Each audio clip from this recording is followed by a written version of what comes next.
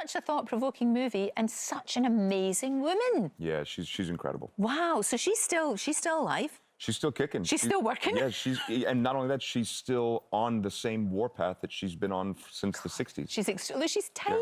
Yeah, she's a petite little thing. Wow, for goodness sake. But what a trailblazer she was, and indeed, as you say, continues to be. Yeah, definitely. I mean, she started a battle for gender equality and hasn't let up.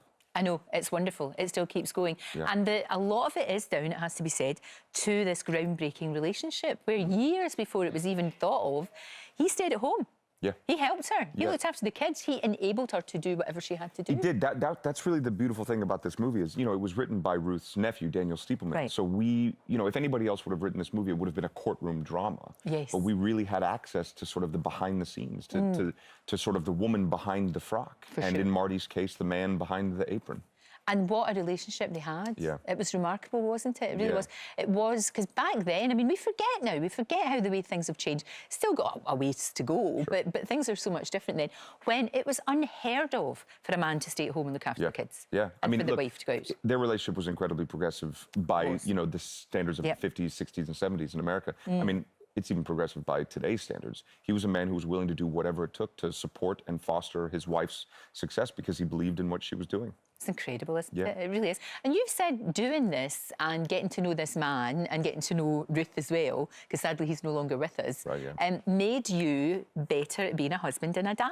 Yeah, I mean, their relationship was extremely aspirational.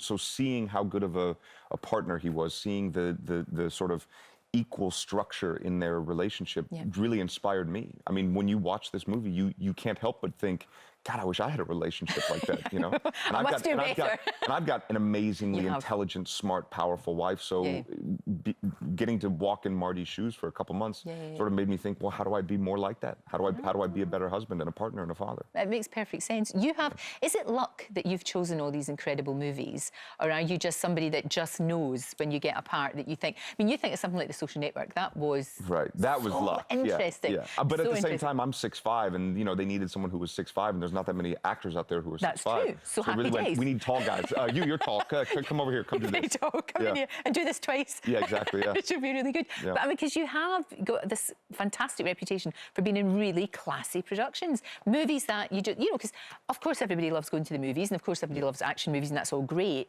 But with this film, especially with this film, On the Basis of Sex, you are thinking about it. Yeah. You don't just go away and say, oh, yeah, that was fine. You think about it, and as you said, it changes your attitude as well. I mean, that's remarkable. That's one of the great things about the medium of film. I mean, it's a very digestible art form, and you can watch something.